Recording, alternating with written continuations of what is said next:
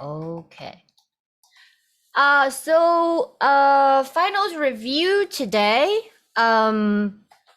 Pretty straightforward. We're gonna run through everything we have discussed this semester. Hopefully it won't take 2.5 hours. You'll just use the rest of the time to practice and to prepare for the exam next week. So the format, okay, it's exactly the same as the midterm. Um, so we have listening, the repertoire identification. We have the listening part that includes the midterm listening list as well. Okay. So I'll run down the list first, okay, and then we're gonna do one item after another. So the repertoire identification, it's a big chunk of the exam, of course. Embodiment of music is about equally as important as you getting the books right. Okay. And so that part, we have something like, I don't remember, maybe it was between 7 to 8 tracks with bonus. And then the way to prepare for this, I've shared some insights before, but I'll share it again today, is that you really want to be engaged when you listen to repertoire pieces. Okay, I know a lot of you, and I join you in this, is that sometimes listening to music is very relaxing. Okay, and it does that. Sometimes music wallpapers do that, and when I'm vacuuming the house, I always put on music as well. Believe me, I know what that's like. But this is a music course, which means this is the room and the space and the opportunity for you to learn to listen actively, and active listening, meaning that you are yourself engaged in the listening process and you're letting music in and you're not being distracted. It's your time and your time alone with music. And my hope is that, and it's different for everyone. Okay, for some, they need maybe 4 or 5 repeated listening, not back to back. You can listen to back because some music is so beautiful, you just want to listen to it again and again, right? You just skip around all the other tracks and then go back to that. There's that. And those, I'm sure you'll remember with no problem. That's how the neuroscience confirms as well. That's how our brain works. And then there are those pieces, and again, I join you in this. Believe me, every difficulty you're having in this course, I've had it at least 10 times before. Okay. So the difficulty comes when there are repertoire pieces that you don't really care about. And believe me, I've spent my 3 years of my undergrad also struggling with this. And so the way that we we cope with this is that, yes, this is not the timing, okay? It's not the time for you to appreciate what this piece is. And sometimes, it's not in my class, but sometimes there are pieces that are assigned to us that are just, they're just mediocre pieces. There's really nothing great about them.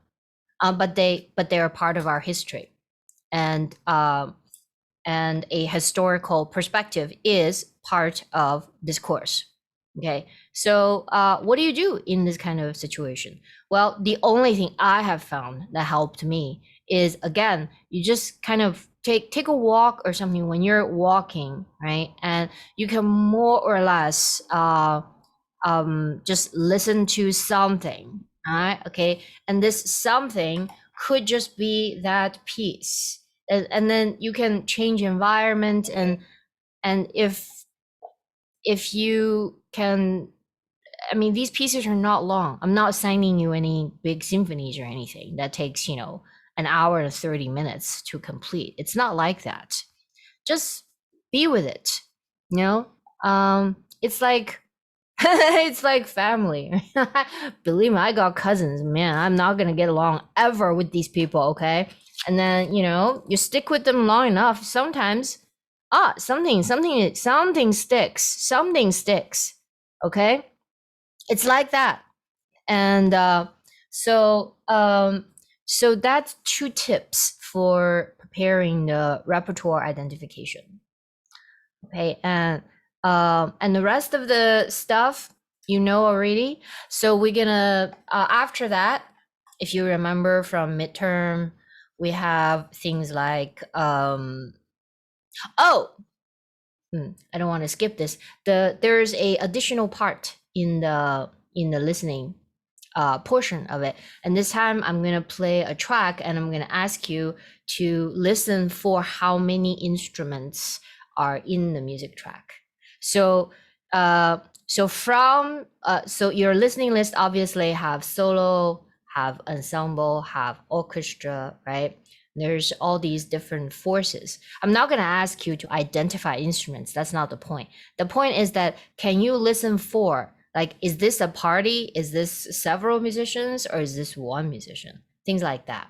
So just kind of it's not going to take up a lot of points, and I'm sure most of you have had this experience. You know, you've gone to I'm sure you know the difference between a big band and a jazz trio, right? They produce very different uh, uh, color and sound forces. Okay, and so it'll help you also to wear headphones for this portion of the exam. Okay, it'll be very, like I said, it'll be very obvious. Okay, it's not a trick exam item. I'm never here to trick you. Everything in the exam has been discussed in the class and described in the syllabus. Okay, Nathan, you have a question? Go ahead.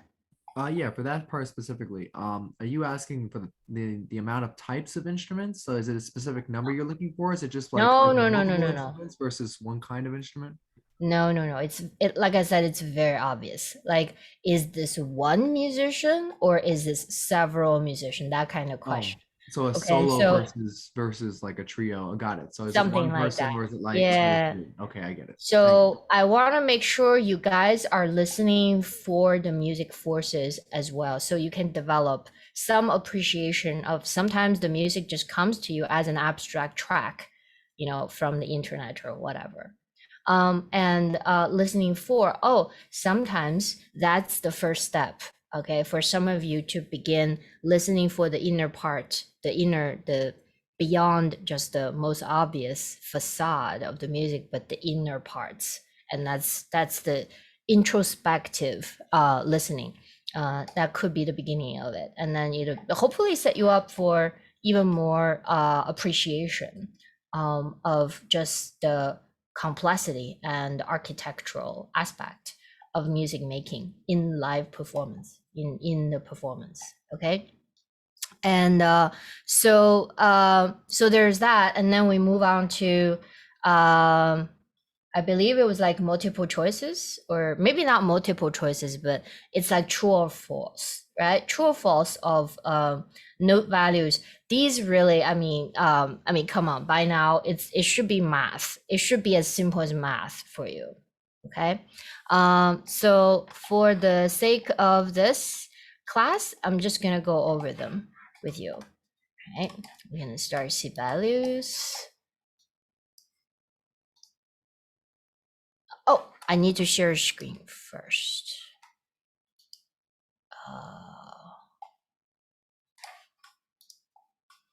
Uh-huh. Okay. So we are doing a new file. So piano, just like how you're gonna do it. All right. So we are gonna start. Yeah, for all of you, you will need to pull up the keypad, right? Oh, this box keeps jumping. All right. So we're gonna see the keyboard. All right. This should be your default workstation at this point of the semester. Okay. All right, good. We're gonna take a look at note values one last time. So again, when we start a score, we're always going to put in the title, right? And for this, we're going to say final exam or something like that, review for this, for today, okay? And always we're right clicking, we're always going to put your name right here. And this is me, okay. And then so the first line of information, we have clefs and we have clef, treble clef, we have bass clef. And let's type T for a time signature. And today we're just gonna have fun with it. We're gonna do these are the common time signature. Let's do a ridiculous one. Let's do one regular time signature and then one compound, one simple time signature and one compound time signature, right? So first, let's look at this. So every whole note equals to, don't do this to me, equals to, actually, let's make this even more obvious. I'll just put it in like 2 voices, okay? So equals to half note, all right? And 1 half note equals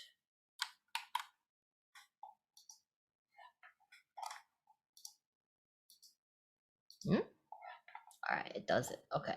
Oh, this buggy, oh my God, this is so buggy. It's already buggy.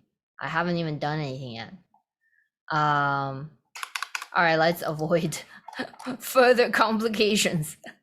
Let's just do the next line. Okay, you can see this. So we have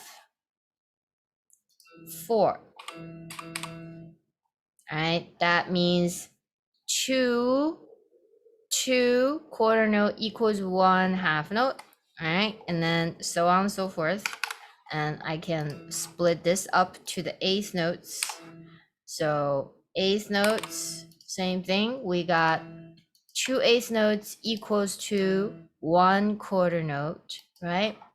And you can go on and on and on. And so by this point, you know, you can go ahead and 16th notes, you can do that as well. 4 16th notes equals 1 quarter note. And I'll do the same here. All right.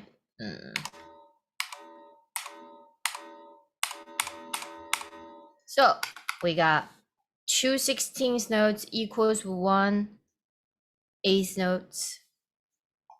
Okay, I'm gonna type this in. This is a whole note. This is a half note here, whole note here. This is a quarter note. This is an 8th note, and we have 16th note. These are 16th note. Okay, so here we go. All right, since we're at the values and all that, we're going to review the compound meter. All right, so compound meter, again, the difference between simple meter and compound meter is, I'm gonna type it so you guys have it written, okay? Simple meter. Simple meter, they are always even. They're always even number subdivisions, okay? And we have compound meters, always 3 subdivisions.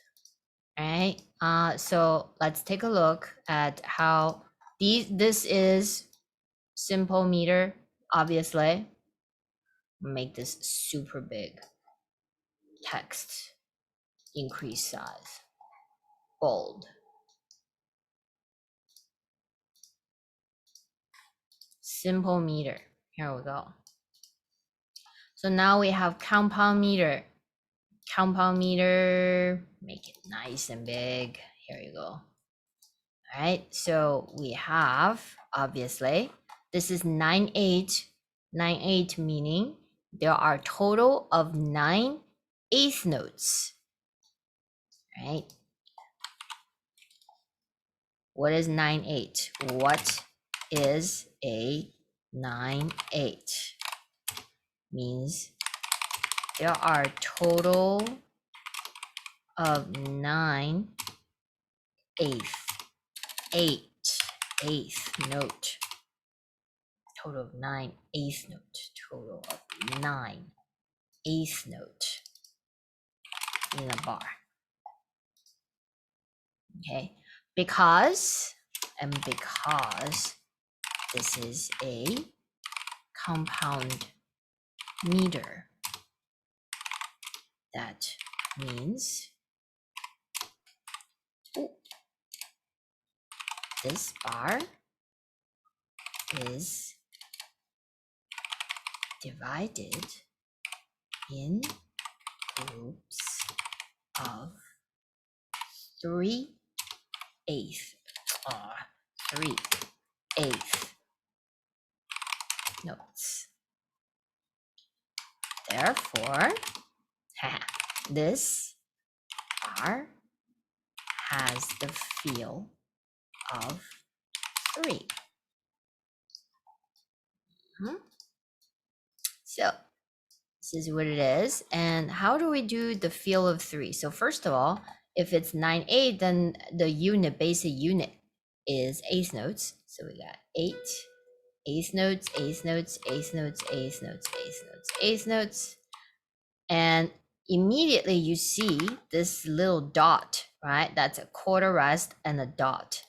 So the dot is just adding half of the value of the thing that it's dotted, this thing is attached to, this note head that's attached to it. Okay, and in this case, it's gonna be a dotted quarter. Okay, dotted quarter equals 3. See, 3 eighth notes, right? We have a quarter note plus half of its value right here. We have a quarter note here plus half of its value. You get a dotted quarter. So this is a very typical compound meter, right? So simple meter, we got no dot dot dot dot dot dot dot dot dot dot dot dot dot dot dot dot, right? This is all in even divisions, like 2, 4, 8, 16. It's all in even divisions, right? This is not to be confused with a bar that has the feel of 3, such as 3/4. So what's 3/4? 3/4 means we have a total of 3 quarter note in a bar. Okay, it has the feel of 3, right? 1, 2, 3. 1, 2, 3. The difference is that 3/4 is a simple meter, which means that 3/4 subdivision is even numbers, which means it's 2. So let's see if I'm correct. Of course I'm correct. I'm just demonstrating here. So there you go. So we have, see, every quarter note. Okay, we have quarter. Quarter note, there are total of 3 quarter notes in a bar, and each quarter note can be divided into groups of 2 or groups of 4, right? And this guy, is also in the field of 3. Huh? You can see that. So give it a note. See, it's also in the field of 3. 1, 2, 3. But its subdivision is 3. So instead of instead of, I'm gonna do the same tempo here, right? So this is the pulse. 1, 2, 3. 3, 4 sounds like this. Da da da da da da da da da da da da da da da da. Compound meter sounds like it's da da da da da da da da da da da da. 1, 2, 3. 1, 2, 3. 1, 2, 3. 1, 2, 3. 2, 2, 3. 3, 2, 3. And 3, 4 sounds like this. It's 1, 2, 2, 2, 3, 2, 1, 2, 2, 2, 3, 2. Compound meter 9, 8 sounds like this. 1, 2, 3, 2, 2, 3, 3, 2, 3, 1, 2, 3, 2, 2, 3, 3, 2, 3, 1, 2, 3, 1 and 2 and 3 and yeah. And 3, 4 is 1 and 2 and 3 and 1 da da da 2 da da da 3 da da. Okay, so that's how subtle the feel is different. But in music, when it's in a context of the brilliant composers who design and utilize these rhythms, not rationally but artistically with an aesthetic agenda in mind, these would sound actually quite different. And the mood, how these are chosen to be, how pieces are written in these meters or not, it changes the whole mood of the piece. Therefore, changing the emotion of the piece. Okay, so any questions so far? Good. Okay. So the next item would be, so this is the same, like true or false. Do you, so like is 3, like 3 quarter note, is that gonna give you what? Like I would ask you that. And yeah, some of them are pretty tricky. Okay, so the next thing we're gonna advance to immediately is scales. So we're gonna do a very quick overview. Okay, systematically speaking, the system overview today. We have the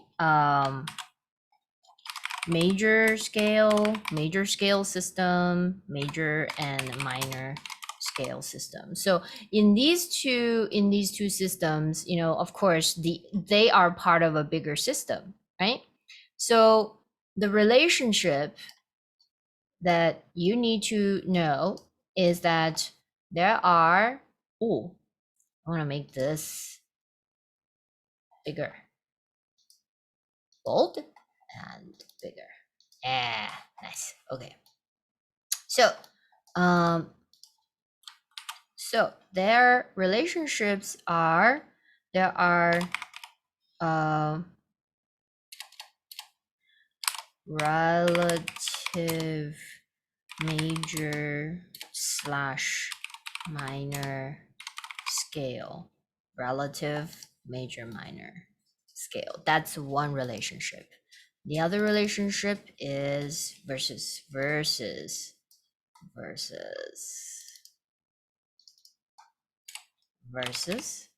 and parallel major / minor scale. Okay, so here we go. All right, so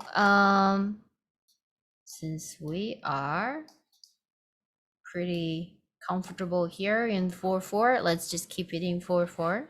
Again, 4/4 is we have a total of 4 quarter notes in a bar.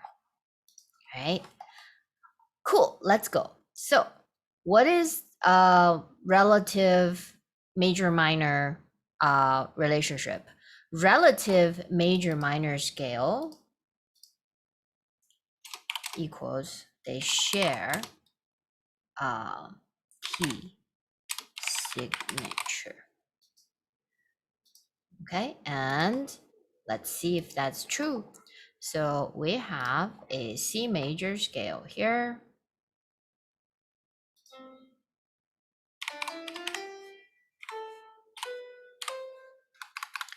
We have C major, and C major's relative minor is A minor.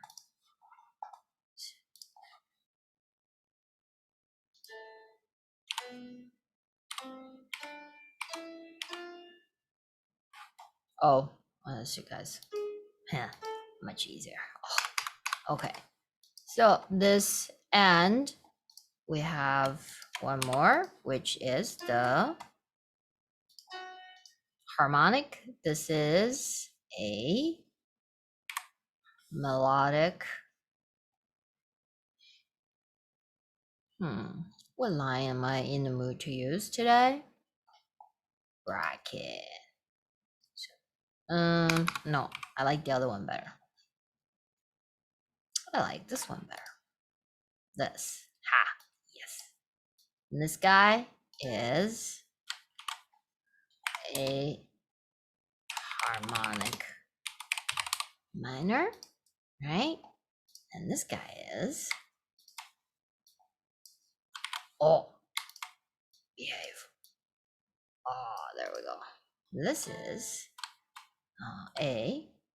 actually we need to do the descending as well in the harmonic, in the melodic. A melodic minor. Okay. So actually, see, we need more stuff here. So let's get this pulled up here.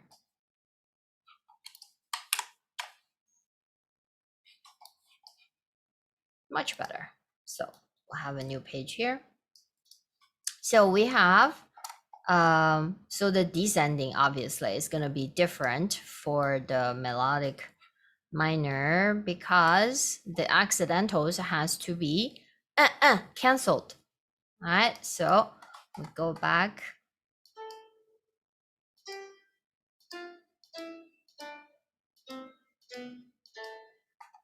Can you guys see me typing in the keyboard thingy here? Clicking? Yeah. Here? Okay, good. All right. All right. So here it is. Woo! There we go. All right. So that's not too bad. These are shared key signature. All right. So parallel major minor scale. What they share? They share the first scale degree. Scale degree, remember? Scale degree means 1, 2, 3, 4, 5, 6, 7, 8/1. It's the upper octave. Okay. So let's do an example of a parallel. Yeah. I'm gonna find a key that's kind of what's a good key for this? That's within the 2 sharps and two flats. Would D? It would be D. D would work. D would totally. D and G both works. So that actually, I'm just counting you. That's the 2 you need to know. That's it. All right. Let's take a look at this. So, we don't need this. Yeah, get rid of it. Looks bad. This looks bad. Let's get rid of it. Oh, the professor is doing fancy moves on the software. Yeah. There are like hundreds of shortcuts I have to be able to do, just like muscle memory. Okay. This, forgot to label, is a C major. Ugh. Sure. Good. All right, next we're going to do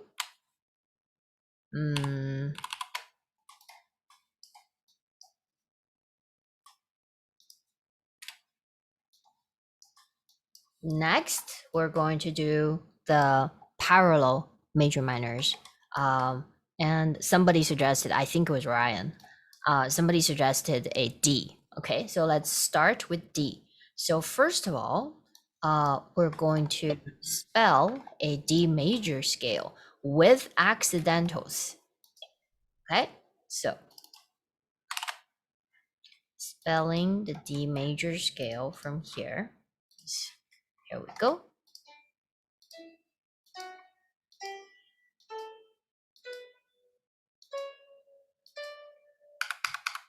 Here is, you can label it, and always label the major. Everything major is capital letters. D major. This is D major, and let's spell a D minor.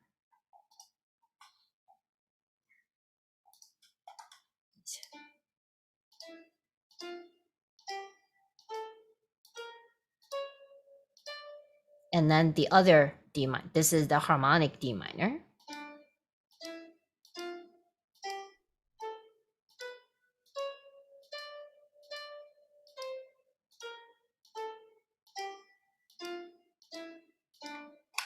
Okay, so this looks like a lot, but let's go through it. D major, there's not much to talk about. For some of you, you should be able to spell the major scale with up to 2 sharps and 2 flats in your sleep by now, with your eyes closed, just by listening that meaning. Okay, so it's whole, half, whole, half. All right, D minor in, this is all spelled in accidental. All right, there's going to be 2 ways I'm going to ask you to spell the scales. One is in accidental and one is in key signature. So we'll get into key signature next, but right now we're going to do the accidental. All right, so this is D, small letter D, small letter D. This is the D harmonic minor. And yes, you need to know both the harmonic minor and melodic minor. This is the D harmonic minor because it's ascending and descending is identical. So we don't usually spell the descending, right? And this is the D melodic minor. And because melodic minor has a different descending, so when you spell melodic minor, you must spell ascending and descending. Okay, so we are revealing this. This is whole step, half step, whole, half, and augmented second. And this is half.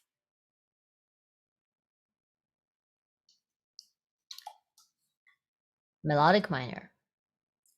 Same thing.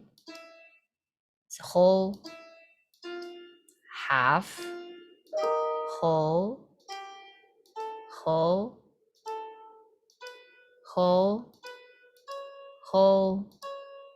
half. Coming down, we're canceling the accidentals. Whole, which is half, whole, whole, half, whole. Yeah, it's tedious to memorize these with numbers because music is not numbers. So this is going to be about the most challenging part of this course. Okay, chords you can learn to spell. Yes, that's true. By counting, whatever. We all did that.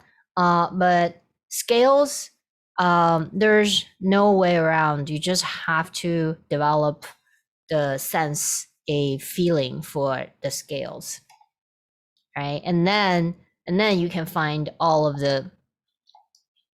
these, you know, half step, whole steps. Okay, so keep in mind that the descending of the melodic minor is also known as the natural minor. What it is it would reflect the original key signature. Okay, so now we're going to spell all of these in key signatures.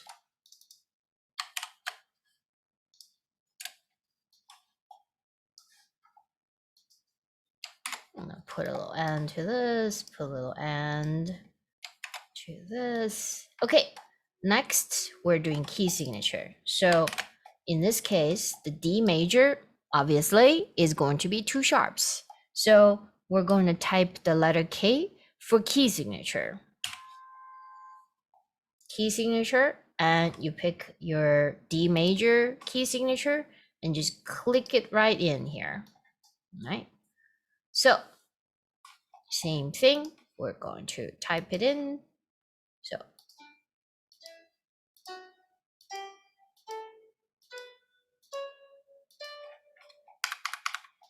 good. And then next, because D harmonic minor is actually the relative.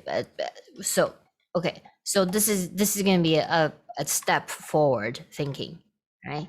D minor, what is the key signature of D minor?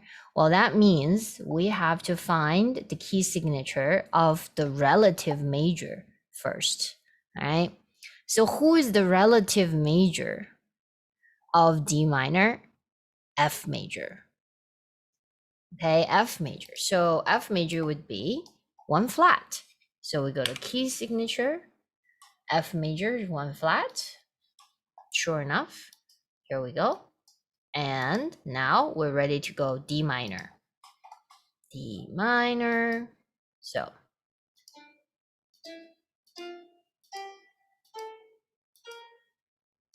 raised 7th scale degree.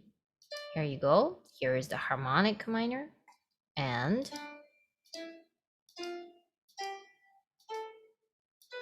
raised 6th and 7th scale degree, and coming back is canceling both.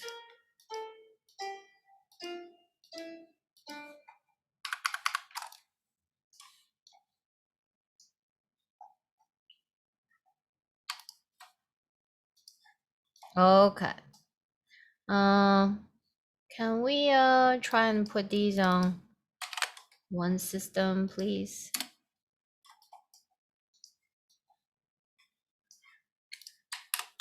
All right. That's a little better. We have here D major in key signature.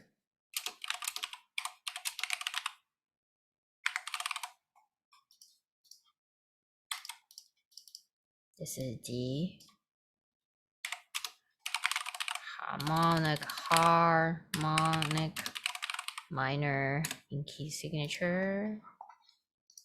This is D. Melodic minor in key signature. Yeah. Okay. Again, let's take a look at the relationship between the relative major and minor. How do you find each other? How do they find each other?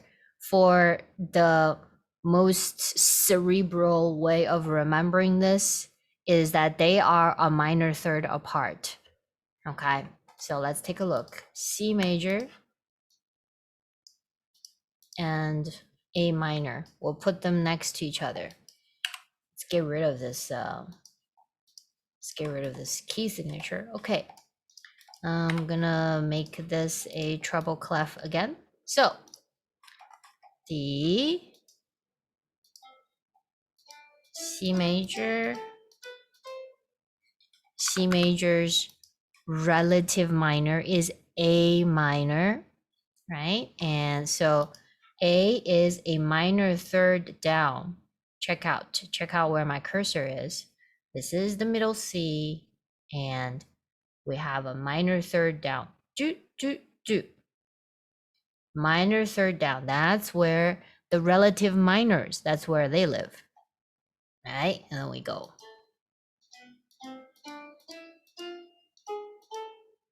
There you go.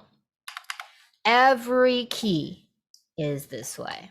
All right, so let's go to one flat. One flat is F major. Oh, this is C major. And its relative minor is, oh, what did I just do? This is the C major. Big letters. And this is A, harmonic minor. All right, okay. Next, we're gonna do F major. F major is one flat. I'm gonna go here.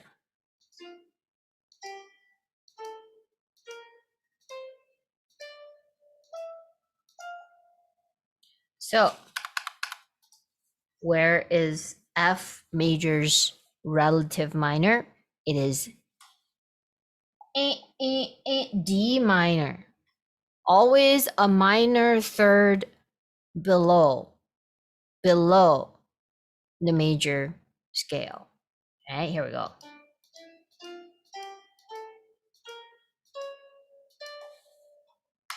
There we go. Here's F major, F major, F major, and F and D, harmonic minor.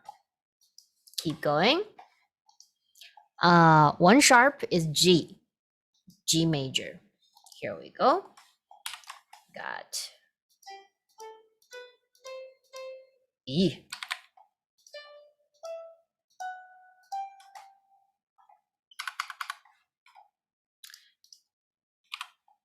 Find, here's G. Yeah, one is G, G, G. That's a minor third. So G major's relative minor lives a minor third below. All right, so that is right here.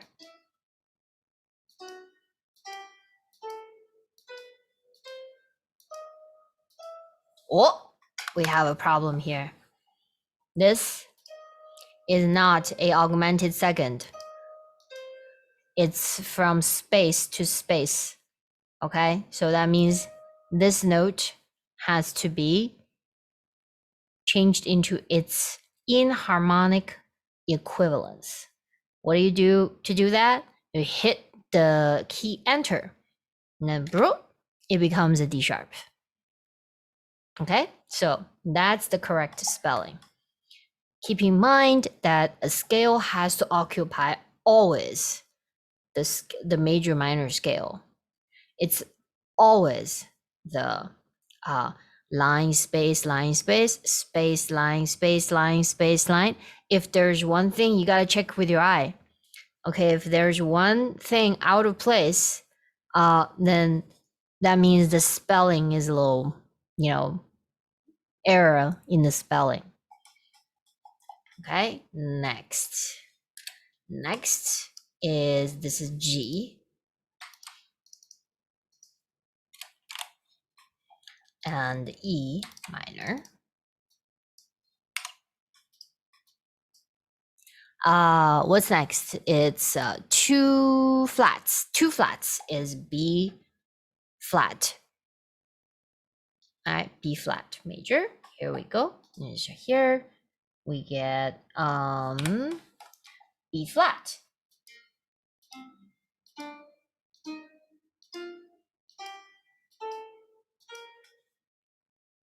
And B flat. This time let's spell the harmonic. No, melodic. We just did harmonic. Yes, let's do melodic this time. So what's the relative minor of B flat? It would be a minor third below B flat. So that would be G. So we have a G. We're gonna do the melodic minor, okay? So raised 6th and 7th scale degree. 3, 4, 5, 6 is raised. It's supposed to be a E flat, right? Raised 7.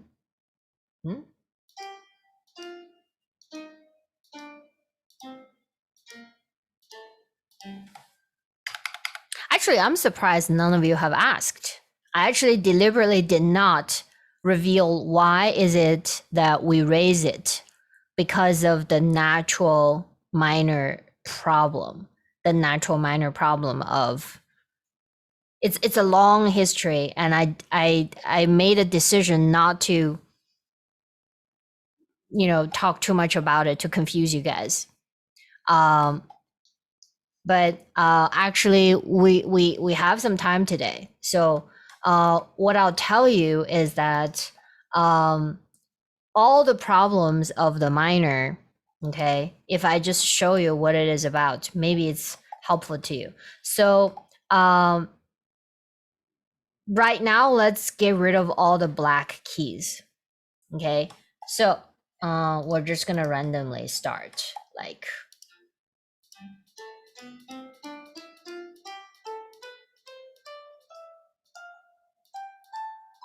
okay, so this is what we call the parent scale. So it's a short history. I'm just gonna boil down to you really fast, and then what you immediately realize is that this, you see, is the C major, right? And so, but the minor, the A minor, is like right there. A minor is right here. Okay, this is a minor scale, but take a listen. Okay, so major scale, we have the first 4 notes. It's fine, and you see this note and this note is half step, so they're very close. And this note, it's not as important. But take a look at the minor scale. All right, that's fine, but you see what's going on? Half, it's so whole, half, and whole, right? And we got, this is a half step, this is a whole step, this is a whole step. You see the integrity of the scale, it doesn't have that closeness, the leading tone, this guy right next to the tonic, right next to the first scale degree, is called a leading tone. And this leading tone needs to be as close to the tonic as possible for the aesthetic quality of the scale. That's why this guy, we're gonna raise it half a step. This gives us the harmonic minor, you see? This is why, you hear that? This is why we have an augmented second. So the whole step is being stretched one more half a step. This is why we have the harmonic minor. Now, the melodic minor would raise this one as well. to avoid in some minor composition, this interval becomes so flavorful, like the flavor becomes so strong that in some cases we need to kind of mellow it out a little bit. You know what I mean? So composers begin to raise this one as well. See, if you raise this one, what do you have? What you have is ho, ho. It's almost the beginning of another major scale. You hear that? Yeah. So there's a, like I said, it's a very, very complicated history of how we boil everything down to two kinds of minor scales. It's all because of the problem of the parent scale, the inherent parent scale. Okay. So so when we come down, because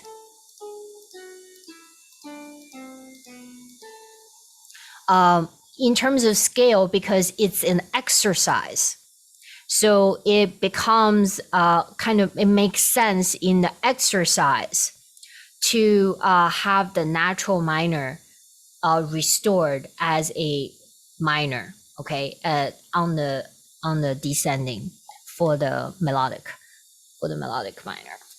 Again, that's another long story. And there are plenty of pieces that don't erase it, but this is an exercise. So we learn to raise the sixth and seventh scale degree, and then we learn to cancel it. All right, and so that's why we have this. Okay, so that's why if you could figure out these formulas and spell them correctly, okay, then that's you ace the course. Basically, that's the crux of the course right here. Okay. All right, we have one more left, which is two sharps, right? Let's do it.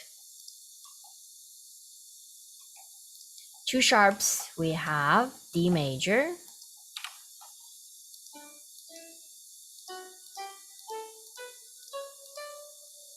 and we have D major's relative minor is what? It is B minor. Okay? So we go here, go B minor.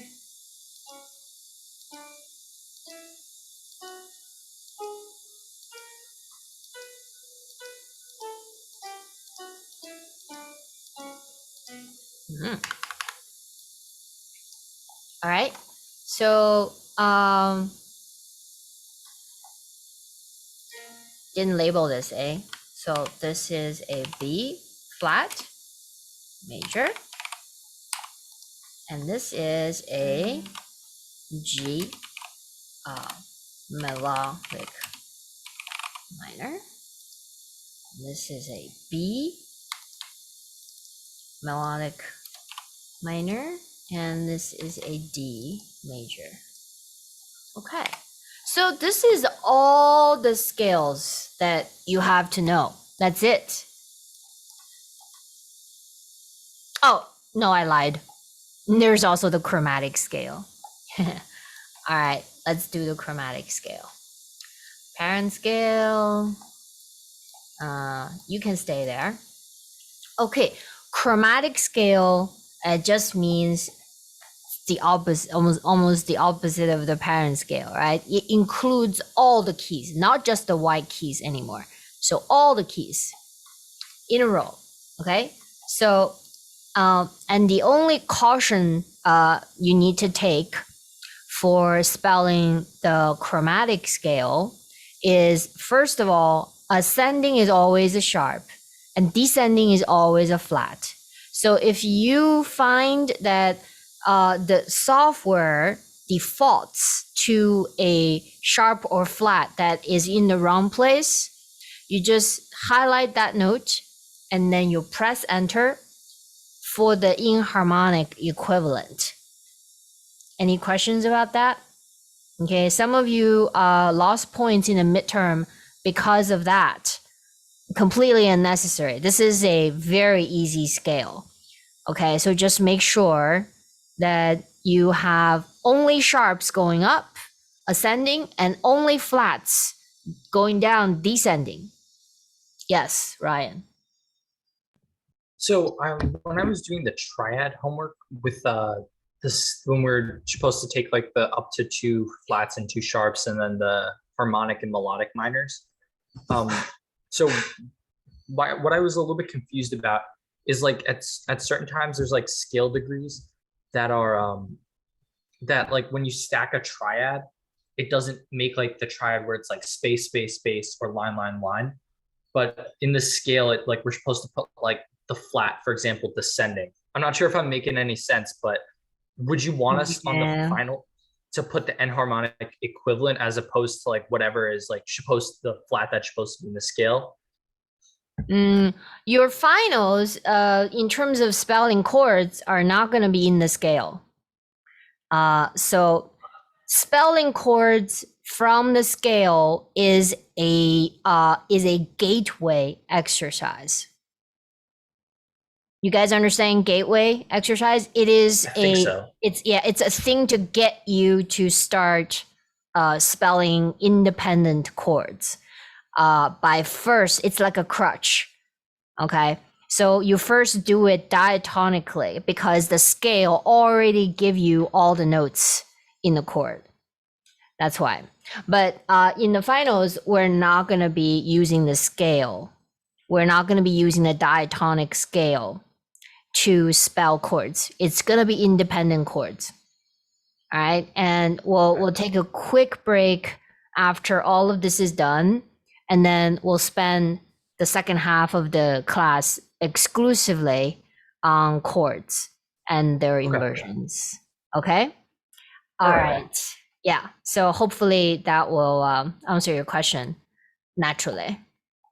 Good.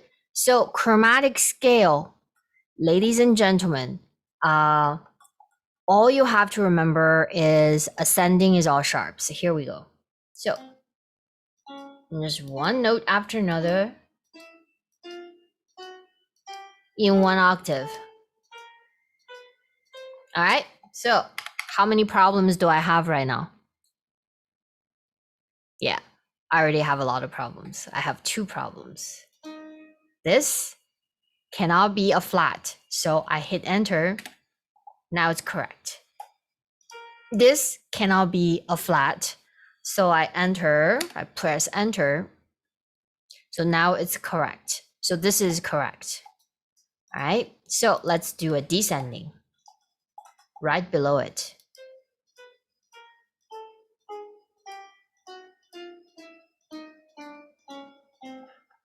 All right. How many problems do I have? At least 3, right? So we got this one. Cannot be a sharp, so it has to be a flat. Press enter. That's correct. This has to be a flat. This has to be a flat. There you go. Now it's correct. This is the correct spelling of chromatic scales. All right. Any questions so far? We're wrapping up scales here. There's really no more to talk about here.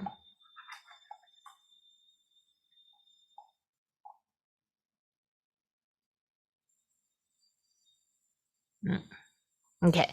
So, that's it. We're not going to do intervals because chords cover intervals. All right.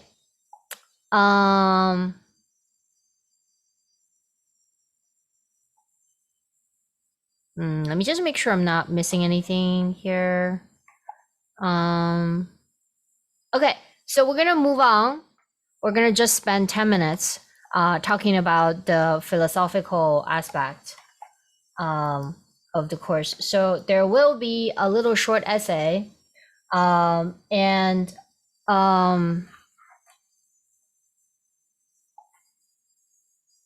a file. Share this file with you. Oh, you mean this file? Gulam. Gulam, you Yes, here? Yeah, hi. yes, yes. So when you say share this file, do you mean the Sibelius file, the music, the sheet Yes, yes. music file? I see. Oh, that means I have to save it. I didn't even Yeah, it save will it be yet. helpful for the exam review. Okay, I will save it. Excuse me. Leslie. Oh, thanks.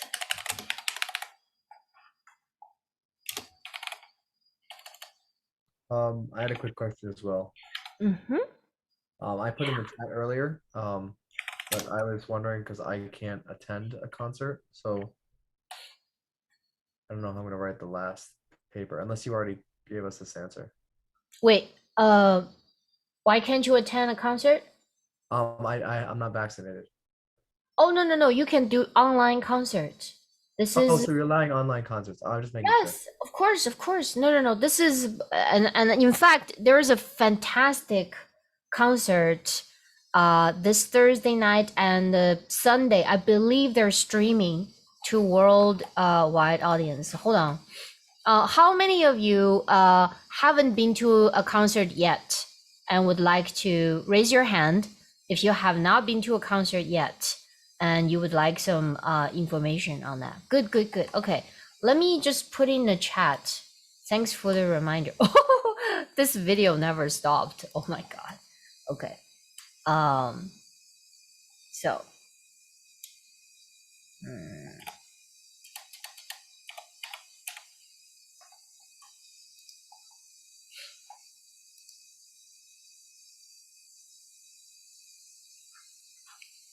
More info.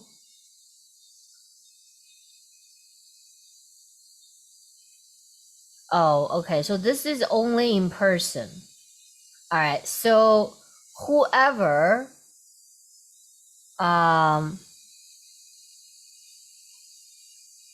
is that right? Okay. Those who are interested in supporting the diversity movement, who wants to write a paper that addresses the current climate and whatever, you're welcome to do that, by the way.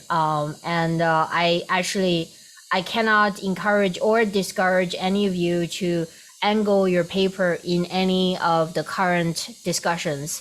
But in classical music, this is a very, very big thing. It's very in the forefront. And so anyway, so this kid on Thursday, I think he's been criticized a lot because he's black and he's not doing sort of the whole, people criticize him for only playing traditional repertoire, but he's such a extraordinary young violinist.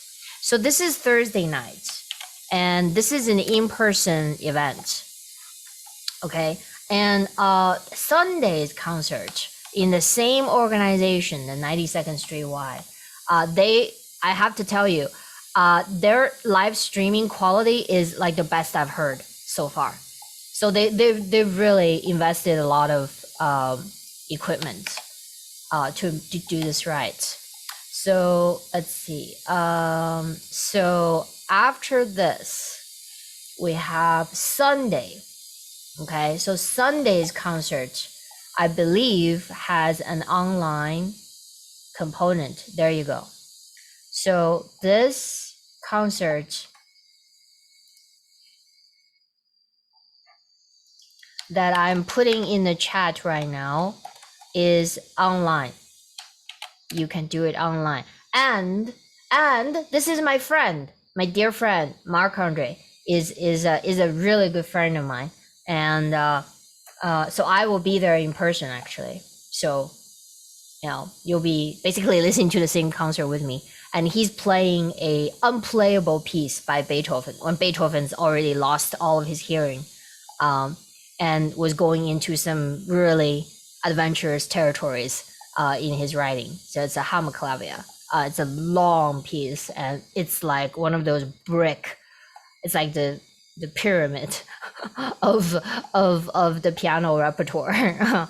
And a lot of pianists, they can't figure the piece out for like their entire lives. They're obsessed over this one piece because they can't play it. It's unplayable. So anyway, so that's what he's doing. And if you go to their website, go to events, and you can see a lot of, so there's these little icons. Okay, so like little computer, that means that concert is being streamed. So you still have, so there's a Saturday concert that you can go to. Yeah, unfortunately, the Thursday night concert is not streamable. Okay, so here's the calendar events. It'll give you a list. And do it this weekend. This is the last chance you got. Still a hand up, Ryan, go ahead. Yeah, so I went to a concert like a lot earlier this year, and it was with like this like wine tasting thing, and I'm pretty much done with the paper, but I looked back at it and I remembered that they played pre-recorded music, and then we did like a discussion afterwards about it. It was like really small. There was the head of the Philadelphia, I think, orchestra, what's his name, David Kim, and I was just wondering if that's okay, because I'm Totally okay. Yes. that's totally cool. All right, awesome. Totally cool. Not every organization, because of union control, not every organization have the license to stream live online. Oh, really?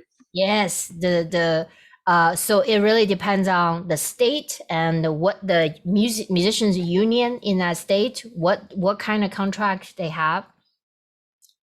It's very, very complicated. To stream concert live is very, very complicated.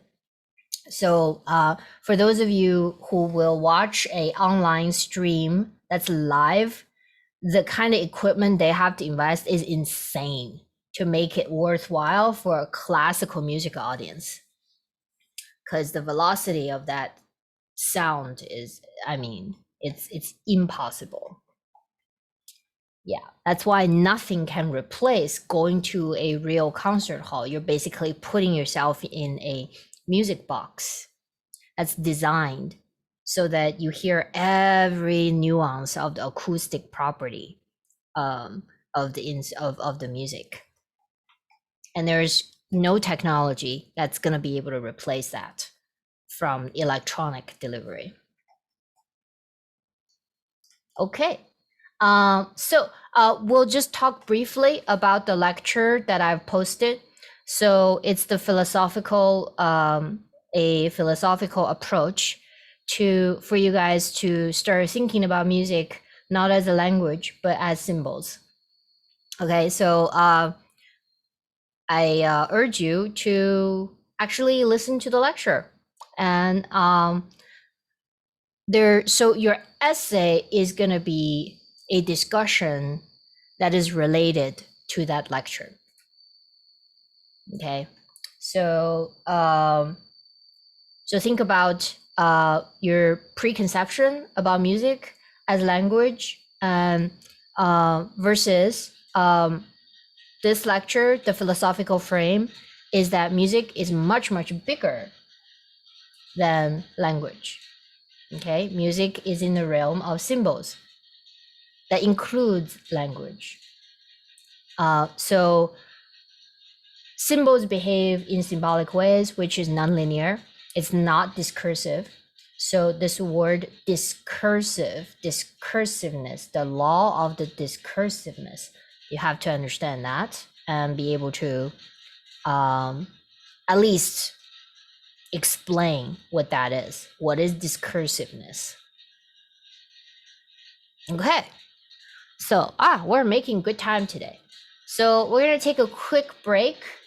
And let's come back to the classroom at 6:35, and then we dive straight into chords and manuscript preparation. Same thing. Okay. And by the way, I will actually, the screen share I was doing earlier is the same pianist, my friend Marc Andre. That's him playing when he was young, very young, like just coming out. And this is the pianist on Sunday, if you decide to go to the Sunday concert. Okay, and I'll just keep it, I'll just keep that video up. Okay, I will see you back here in 15 minutes.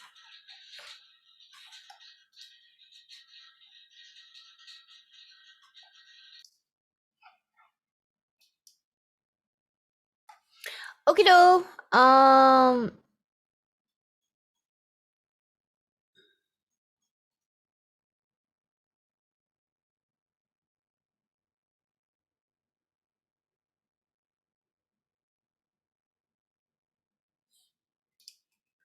Let's wait for a few more people to come in.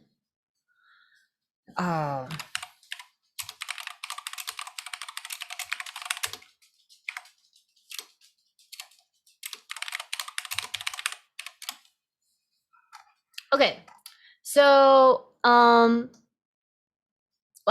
we're almost through. You guys are literally looking at the light at the end of the tunnel. I will share screen. We go back to Sibelius, and we're gonna do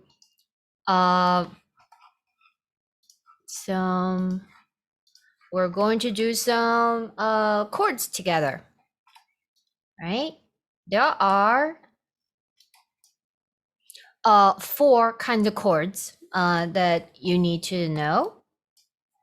So let's make this nice and big.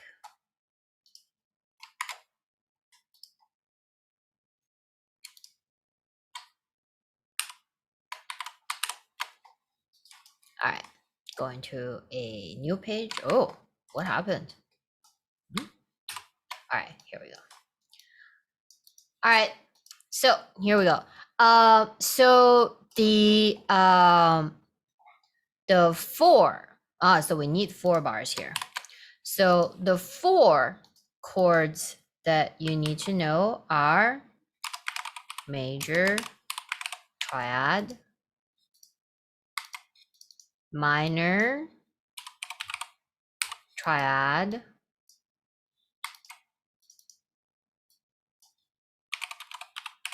diminished triad, and augmented triad. Okay, very simple. So now we no longer have the diatonic scale to help us.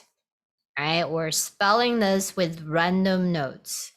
Major triad, and well, what I'm not saying is that you need to know the inversions of all of these triads. Okay, major triad. So I'm just gonna like random click a note. All right, so first note I'm gonna click is F. That's pretty random. And we're gonna click on this guy here, which is gonna allow you to input chords. Right, so we have to build a major triad on F above, major triad above. Well, I'm always gonna ask you to build it above. All right, I'm not gonna play tricks on you. This note is going to be the note at the bottom. All right, so major triad, we need a major third. That's what defines a major triad. We need a major third at the bottom and a perfect fifth at the envelope. Here it is. Here's a major triad. And this major triad has 2 inversions. Escape, escape. So what you want to do is you want to just type letter R to repeat this chord, and then take the bottom note and then Command up arrow, move it to the upper octave. This is first inversion. First inversion. This is F major in root position. All right. So,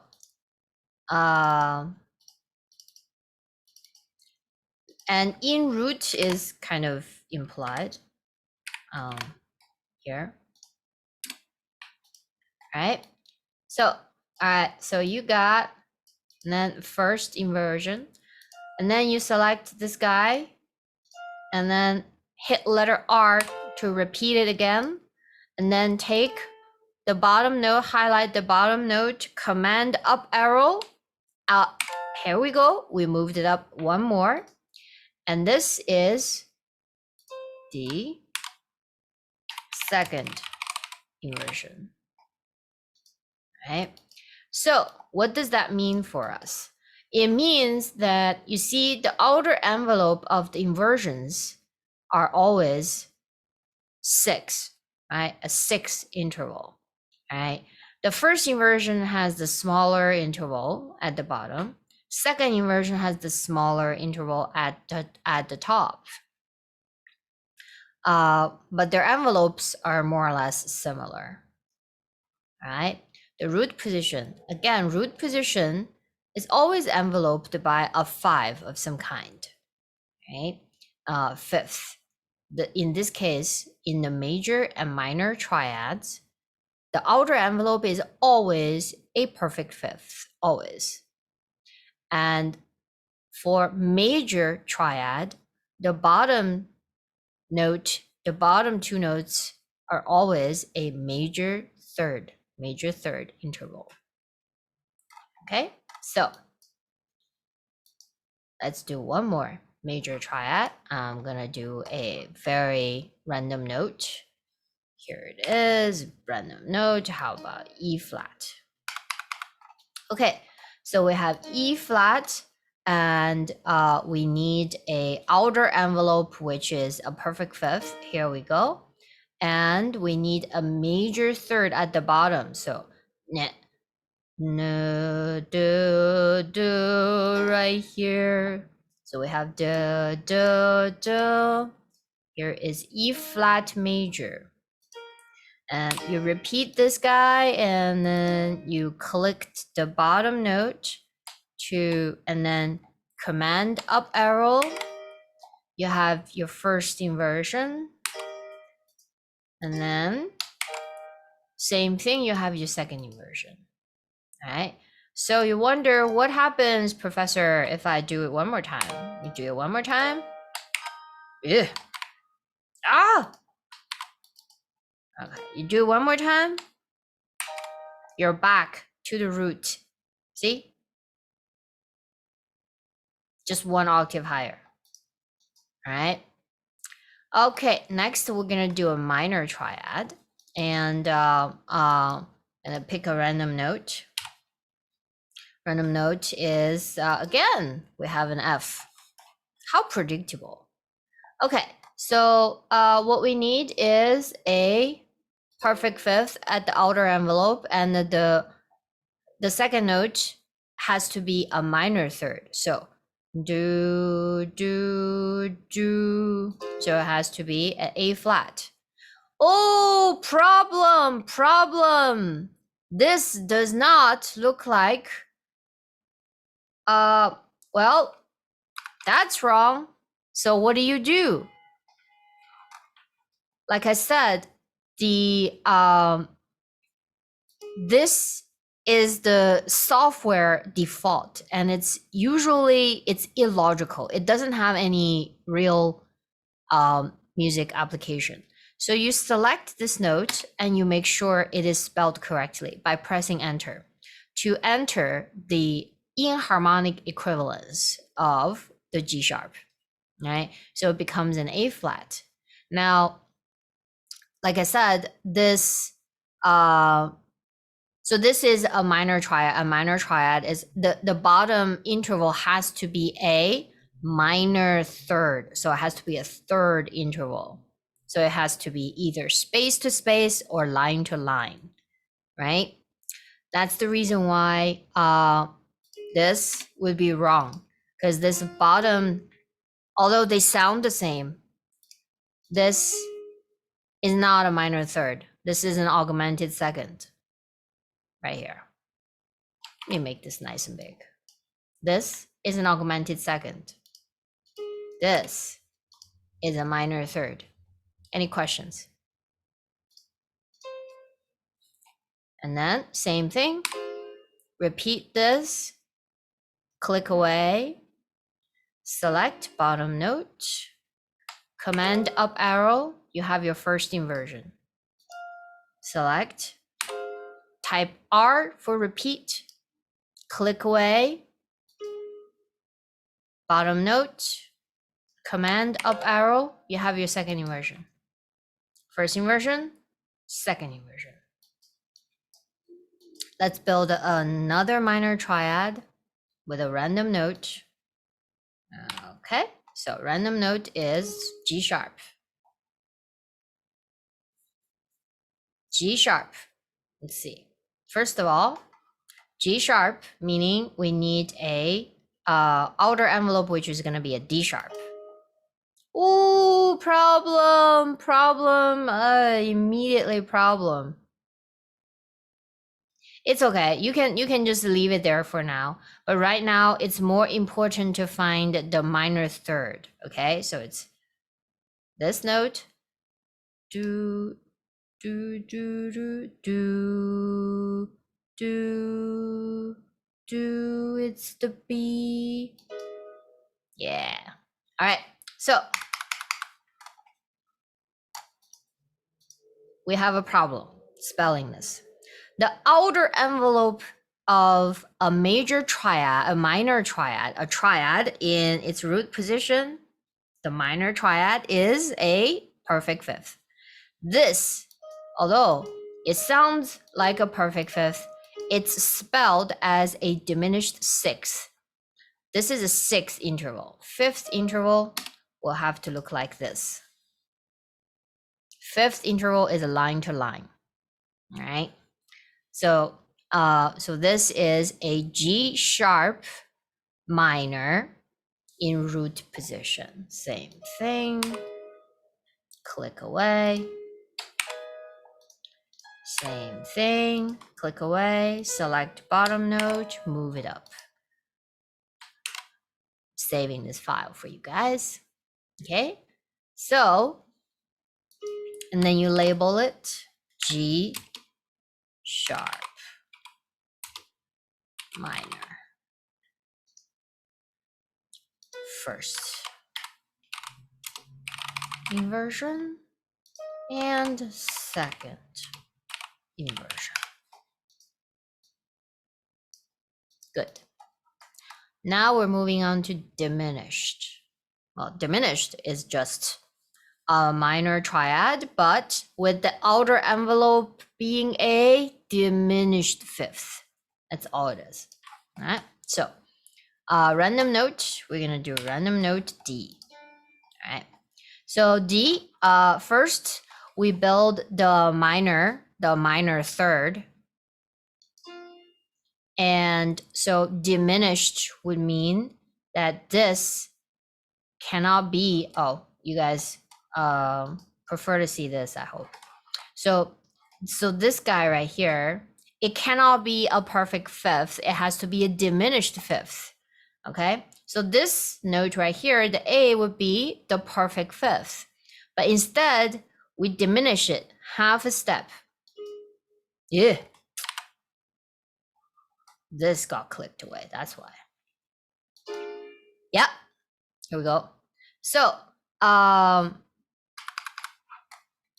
so this would be not so kosher, okay? Not so kosher because it's not a diminished fifth, right? It's an augmented fourth. See, this is 1, 2, 3, 4. It's a fourth interval, but augmented. So make it a diminished. See, a diminished fifth. A diminished fifth on the outside. All right, that's a diminished triad.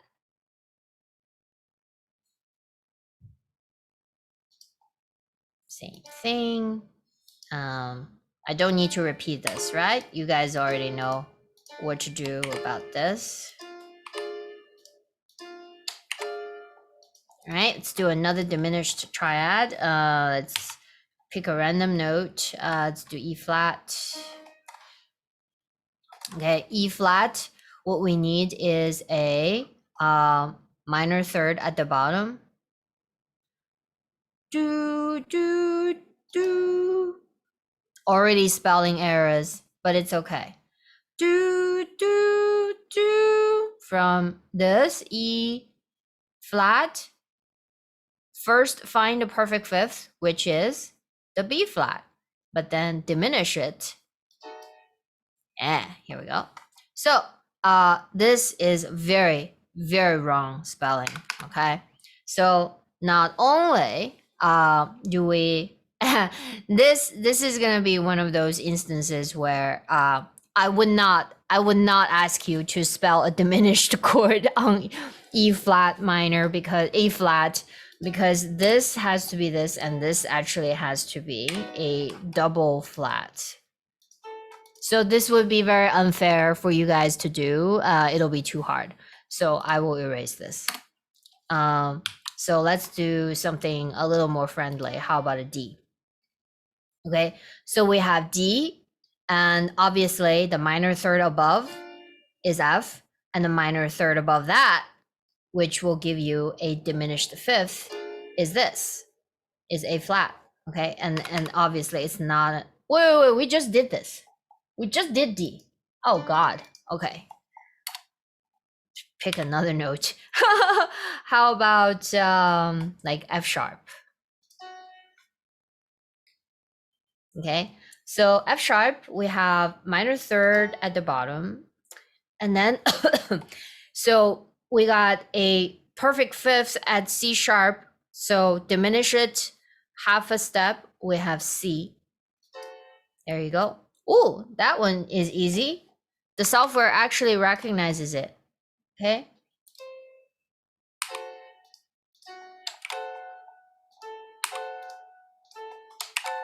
There you go. Diminished. Augmented. So what's augmented? Well, augmented means like maximum. Okay, maximum, which means let's build one first with C. All right. So augmented just means that the major triad, in the major triad, the top, the envelope gets pushed one semitone out. Okay.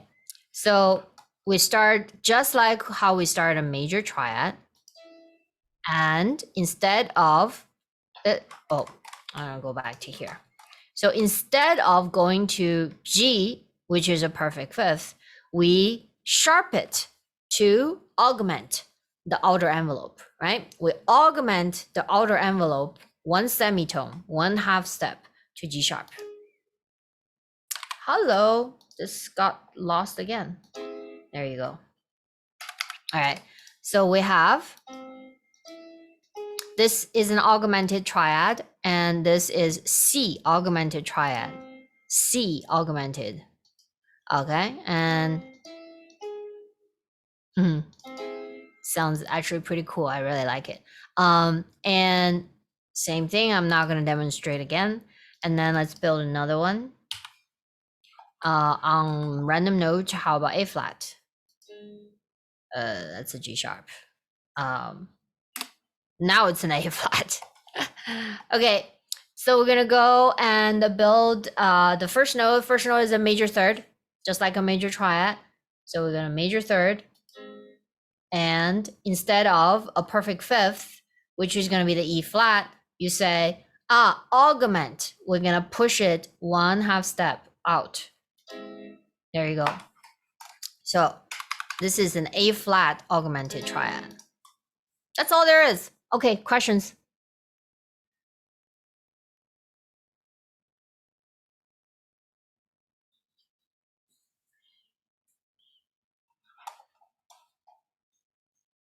So with major minor, the outer notes have to be a perfect fifth. Diminished has to be a diminished fifth, and then the augmented has to be an augmented fifth. You got it. Awesome. Yeah. The middle note, don't forget, the middle note, okay, augmented and major are the same, right? It's the major third at the bottom. The minor and the diminished, because they're squished, right? So the bottom is a minor third, bottom interval. All right. Question was, I'm thinking about if this was on the test, would the question be, would you give us a F major first inversion and then we spell it? I'm just gonna say, please build a major triad, or please build a diminished triad in all of its inversions on the note above the note B or something. I was, Okay. yeah. Okay, cool. And when you say like above the note B, you mean like B triads, right? Yes, always triads. Yes. Like starting on B. So like B, and then you'd have the D, and then you'd have F. Say that again. I think Sorry, it would be just the starting note would start above B. Oh, so this is how it goes. I'm gonna ask you, because I'm not gonna give you a template. It doesn't make any sense. So what I'm gonna ask you is just create a new document, and I will tell you, okay, please build triads. Like say, please build a D major triad, and then you can pick a D. Okay, or I would. I understand now. Yeah, you can pick a D, whatever, but pick one that's easy to see. Okay, and then I should say, I might say, pick the A below middle C, and then build an interval above or below or something. I would probably say that. So interval, if you can do triads, you shouldn't have problem with intervals. But I am gonna throw in a couple of intervals. So make sure that you review intervals as well. Okay. All right. Last thing is manuscript preparation. All right. You guys are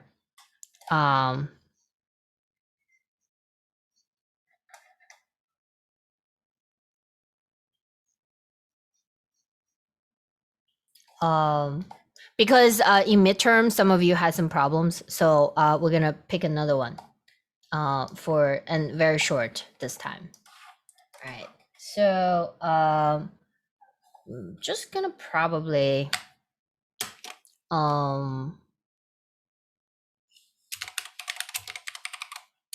pick something random for you to do. How about is this worth it? Yeah. All right. Oh, look at that. That's nice. This is like a compound meter. All right, this is good. All right, let's do this one.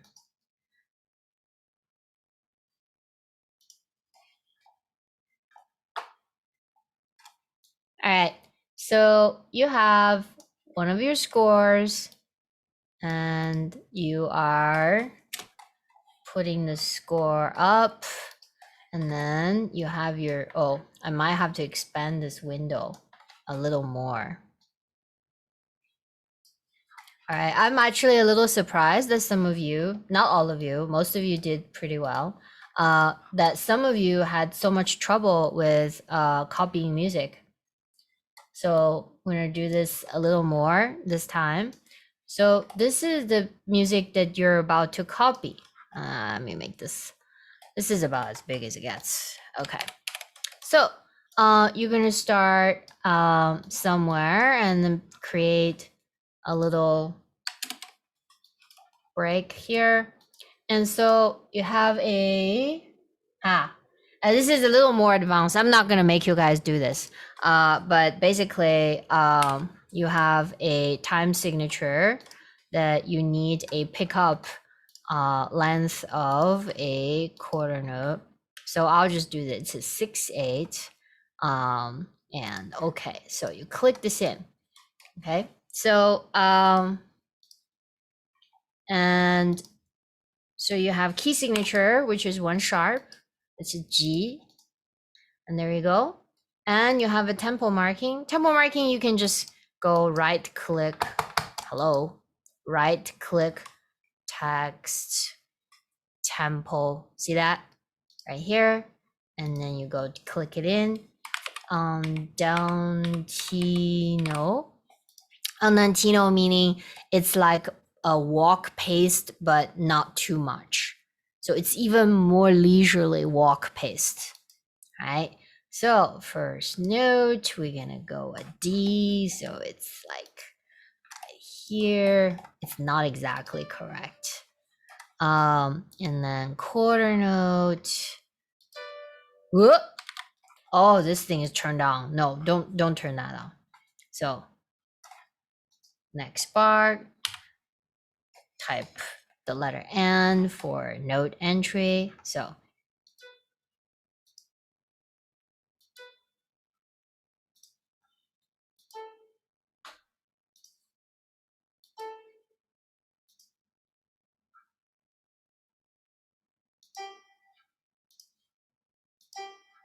or you can just do like very you can just click everything in. And so this would be this one, and the quarter note.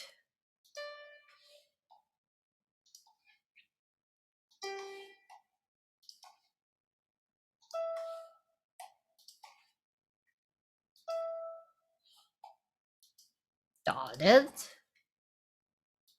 Yeah. All right. So that's one phrase, right? So I'm doing this like with mouse clicking. And in fact, the way I do it, I don't really do it this way. But this is what you guys got. I have a number pad here. The keypad here in this, it corresponds to number pads on your full-size keyboard, which looks like this. See my cool keyboard with all the lights and stuff? I built it myself. So much fun. And so this numpad here, this corresponds to all the keys on the keypad. That's why I can input music very, very fast. And also because I've done this for like 20 years. So so I'm just slowing down for you guys, but this is how you do it. All right. So next thing is this is a bass clef. So obviously, this is a wrong clef. So you type Q for clef, and then you choose bass clef and just click it in. Whoa. All right, click it in. You know, click it. It's in. No problem. And then there's all these little letters, you know, and I mean, I'm not gonna take your points away if you don't type these in. It probably nel corpunamicento. You know, I don't even know what that means. Like I have to look it up myself. Professor, sometimes we can see well on the exam, some of the time signature and some of those letter like kind of blurry, like a little bit. It's not because, you know, we don't know, we can't see well. Some of them are. Yeah. Okay. So I'll make sure I pick a clean edition for you guys this time. Even this, you know, I wouldn't take your points away just because you don't type these Italian instruction words. Like I have to look it up too. So okay, and this is, by the way, this is young Beethoven. This is when Beethoven was probably like a teenager or something. Just learning. This is his student piece. Okay, so we got what? We got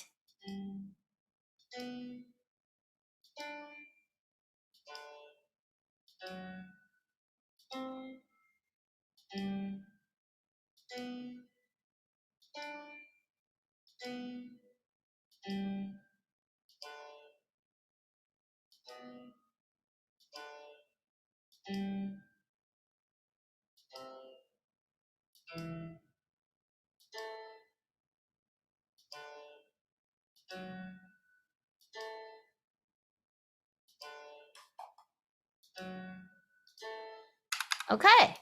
And now, if you want to have fun, you can actually play it. You just select these two bars and you type the letter P for play.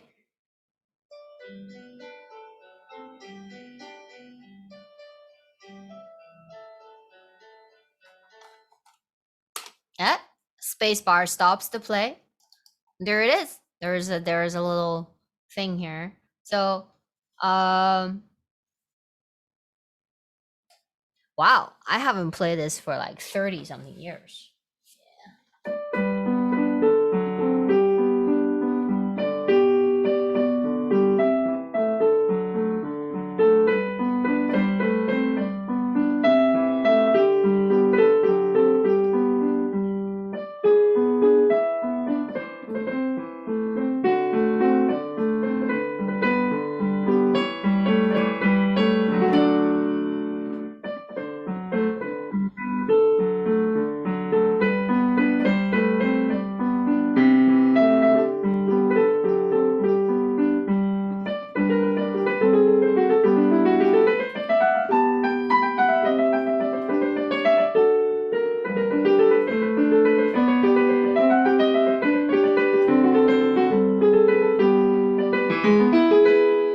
I lost it.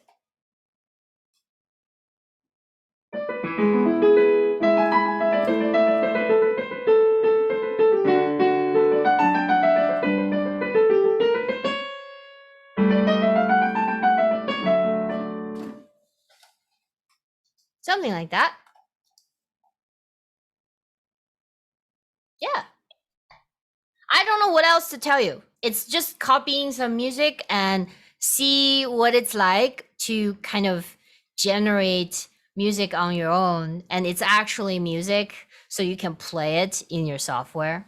It's gonna be piano music, so it's not gonna be anything more than you can handle. Not gonna show you a score that looks like this, obviously.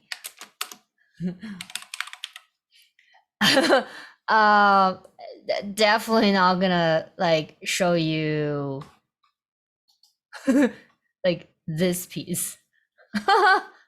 That would probably give some of you heart attacks, especially like here, right? Not definitely not gonna make you guys do this. I mean, There was one time I had the biggest sloppy toppy, bro. Like it was amazing. Like the whole experience was so amazing. what's amazing? DeMarcus, are you talking to me? Fall asleep. Yeah. Yeah. Okay. PS5 controller again. Mute you. All right. So sorry about that. And now, Yo, sorry, my partner just likes it rough. okay. No problem. Let's wrap this up. Do you guys have any more questions? This is everything. So we have manuscript preparation and then just a essay afterwards. A short essay, very short. Short meaning no more than 150 words. Make your point in no more than 150 words.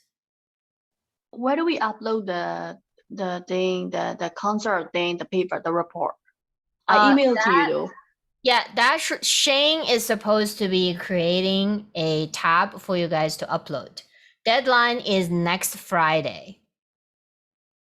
Oh, okay. If I email it, it's okay, right? Something happened because sometimes I don't see the tab, and sometimes I don't see, like, sometimes I was waiting for the tab, and then Yeah, and did you then email I Shane? missed. Yes, what happened is, and then I forgot to upload it when the tab opened up on the Blackboard, and so I missed the deadline, and it's like I didn't do the homework on time because I was waiting for it, so I just email it when I finish it, so I it doesn't show like I'm late or anything. So Nobody is late for your concert report. Concert report is due next Friday. Okay, if just in case if I didn't upload or something happened, I already emailed it. If Okay, just any work that out situation. with Shane. I don't know how he's doing it. okay, for the uploading business on Blackboard. I also uploaded a sample concert report for you guys earlier today. So for those of you who want to, make some revisions, and that's an A paper. That paper received an A. So take a look and see if that if that's helpful at all. Any other questions? This whole review is being recorded, so I can also. How many of you would like to see this on again for your finals review? I was actually gonna ask about this if you could if you were gonna post it on YouTube on your YouTube channel or something. We can use it. I can. Yeah. You guys ask me to post, then I post. I cannot post just to post. Does that make sense? You guys have to ask for it. Yeah, I get it. I get it. Yeah. When you do post it, is it possible to Okay. post it on Blackboard as well, or? No, I cannot post on Blackboard. Not at all. It will like take forever. No, Yeah. the link, like she's saying, like we Oh, can the get the link. link or something like Of that. course. Because I always, course. yeah. Yes, of course. Yeah, as soon as I upload it, you know what? So tonight, so this thing is gonna like save on the cloud, and then I'll download it and then I'll upload on YouTube. So, I will. There's another lesson from last week that I can also upload if you guys want it. So, but nobody said anything, so I didn't upload last week's class. If it's not too much trouble, can you upload both of them? Of course. Okay. Yeah, no, happy to. All right, thank you. All right. I had one quick question. Do you mind repeating when the final is again? Yes, next Wednesday. Thank you.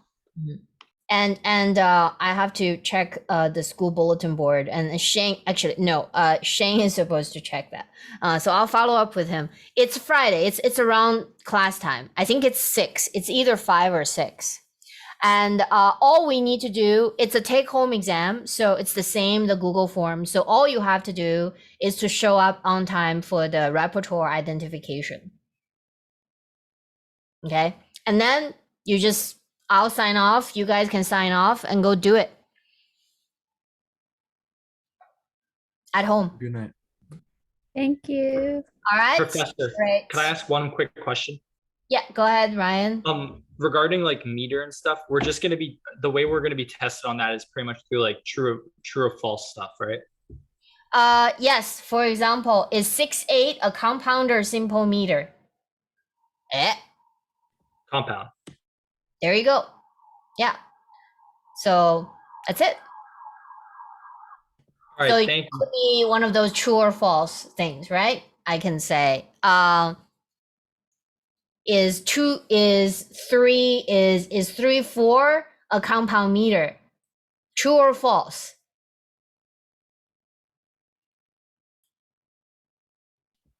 True, right? 6/8 is compound. No, I said 3 4. 3 4.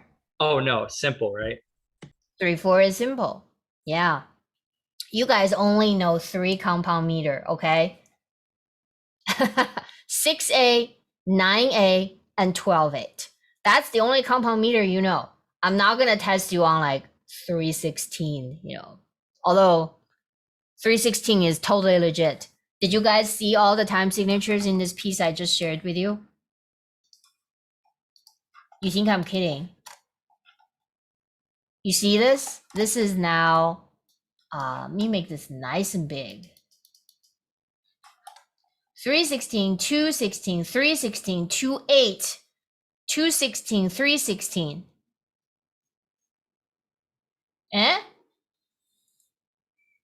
Yeah.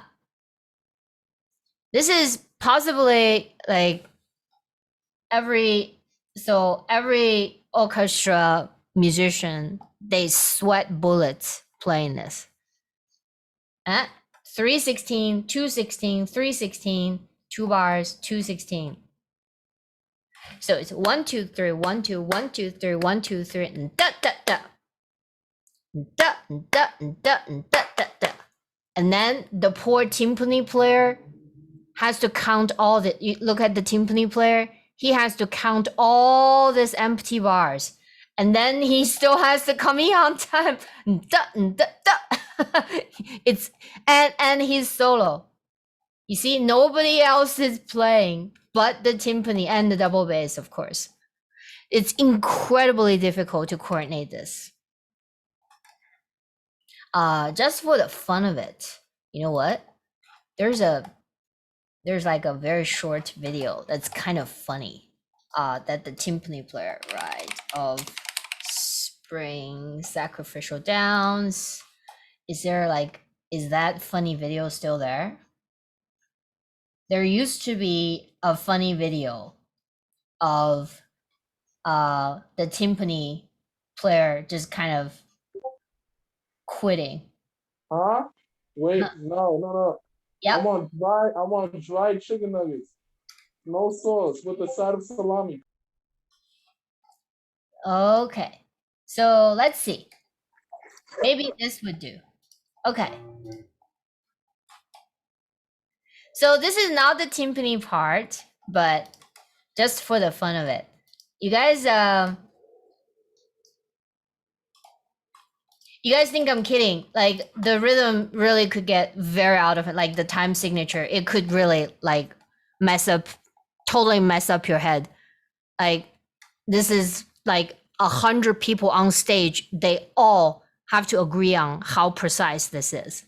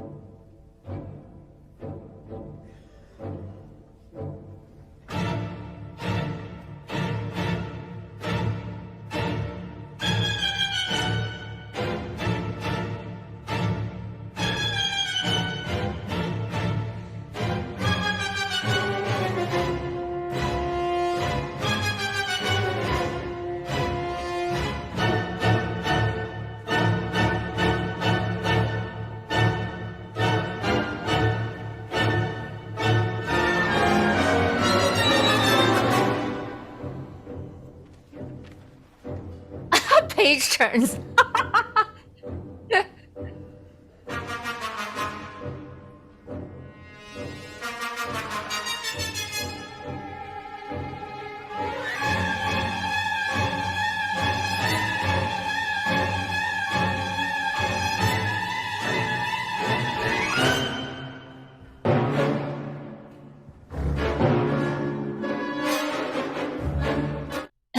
I'll let you guys have fun with this. So copy and so where's the chat? Here we go. Huh? There we go. Okay. So so I'm not kidding. This piece is like it created a riot in the early part of 20th century, beginning of 20th century. So anybody curious what this is about? This is part of a ballet and a Rite of Spring, and this center character, this girl, this virgin is being sacrificed. Okay. So she's dancing herself to death in this movement. So if you've actually sat through the whole ballet, which begins something like 35 minutes before this movement comes in, by the time you get to this movement, you're like terrified. You're like so scared because you already start to like this girl. And then this girl is dancing herself to sacrifice herself to the gods and to nature and all that. And she's dancing herself to death. You can't stop her. But she's dancing in such, it's not a happy dance, obviously. You know, this is your final swan dance to your very end. Think about that. It's very, very terrifying to hear that live. And the emotional space in the concert hall is just like unimaginable. There are people, like you can see, they're trying to breathe, they're trying to catch their breath. It's quite an experience. Okay, anyway, so if you guys don't have DeMarcus, do you have a question? Yeah, so another time I went to the music shop because I'm interested in music myself, and I bought this instrument, but I can't seem to know what it is. Okay, wait, hold up. It's this. Oh, it's a bone flute. It's a bone flute? Yes, it's a kind of a flute that's replicated from the Stone Age. There is a name for it. Yes. So the bone flutes, they used to carve holes in animal bones to make a recorder and flutes out of them, mainly recorders. So they should sound like, there's many culture. I don't know where you got this or what material it is, but many culture across the world, they've discovered very similar instruments. So what you got is a replicate. It's a sort of a modern replicate of that idea. Any kind of random chamber, if you carve holes, it's gonna give you pitches. So you can just play with it, just kind of produce some pitches and see if you can figure out the scale that it plays. It usually plays a scale or two that it specializes in. And it doesn't have all the notes that we have, but usually, you know, if you can also go to online forums. There are like Facebook groups and people who play bone flutes. Yeah, just ask them, what is this? Where can I get instruction on YouTube also? Just, you know, type in bone flutes, recorder, bone recorder, or some these keywords. Yeah. Okay. All right, you guys, it's been great. What a semester. And you guys, thanks for coming along. And best of luck. I will upload 2 videos. Okay, and then I'll post the link. I don't know if I have time to do both, but definitely this one I'll post as soon as I can. Okay. Professor, how many % of for this final? Let's say that we screwed up on final, we stay like, I just want to know how, like, we stay push out of F something. I don't remember, but it's in the syllabus. The percentage for the points for Okay. yeah, for everything is in the But anyway, even if we screw up on final, we can stay past, like, basically. That's according to Shane's calculation. Shane's doing all the Okay. so Okay. I wouldn't know at this Okay. point. Okay. It's okay. Alright. Thank you. Yep. You guys Have a good one, Professor. Okay. See you, Thanks. Professor. Bye. Thank you, Professor. Have a good one.